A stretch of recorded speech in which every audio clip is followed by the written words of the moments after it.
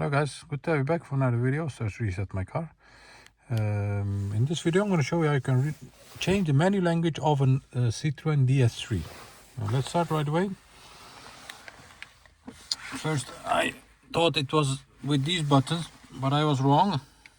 You need to press the menu button over here, then go to the settings and then options, go to language, let's say Dutch. Don't forget to confirm with this one, and you'll see that the new language is loading. This is Dutch. Go back to English. English. Don't forget to confirm. And now it's back to English again.